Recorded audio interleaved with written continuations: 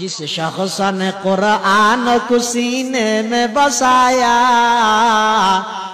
جس شخص نے قرآن کو سینے میں بسایا، فردوس معلی میں مکان اپنا بنایا، جس شخص کی اولاد ہوئے حافظ قرآن،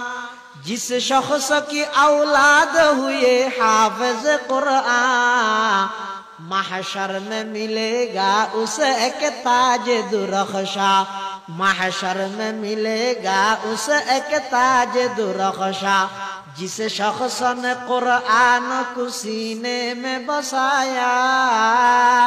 فردوس معلی میں مکان اپنا بنایا۔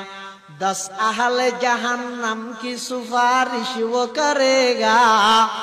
10 اہل جہنم کی سفارش وہ کرے گا، فردوس میں لے کر وہ انہیں ساتھ چلے گا۔